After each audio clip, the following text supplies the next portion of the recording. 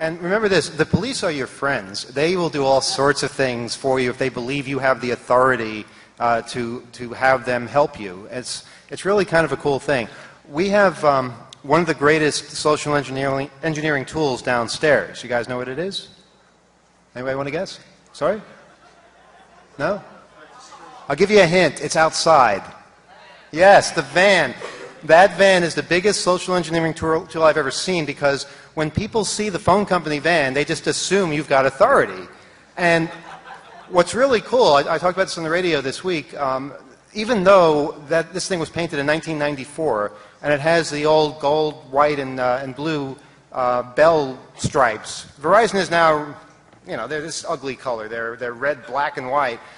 Their trucks have not looked anything like that in years, yet they still wave at this truck when it goes by as if it's one of them. And I can still pull into any phone company garage or fenced-in area, and they will open it. I guess they're thinking that, wow, that's a long service call, and you're finally coming home.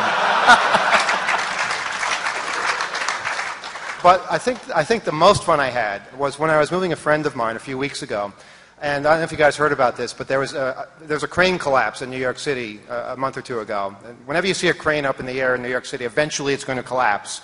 And this one collapsed literally the day before I was going to move my friend. So the whole street was closed off, and nobody could go up or down the thing. It was packed full of cops, literally 100 cops just standing around. They didn't even know what they were supposed to be doing. They just knew that the street was closed. Well, I had to move my friend. I had the van, and that's what the 2600 van is mostly used for, is moving my friends. And so I'm going down 2nd Avenue, and the street is a one-way street going west.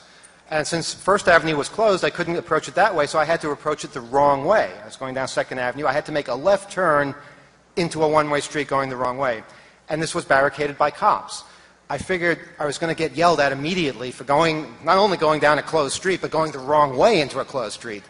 But the most amazing thing happened. The cop just moved away and opened the barricade. I'm like, shit, this is amazing. What could I get away with here? It got better, because I had to back the van to my friend's apartment, and there was a whole bunch of cops just standing there. They were smoking cigarettes, talking on the cell phone, just like, they didn't have anything to do, so they were just all hanging out. And this was sort of, I guess it was payback for RNC, because I backed the van, I didn't back it into the cops fast, I backed it really, really slowly, like 1 mile an hour, and they dispersed. I got a group of cops to disperse. How cool is that?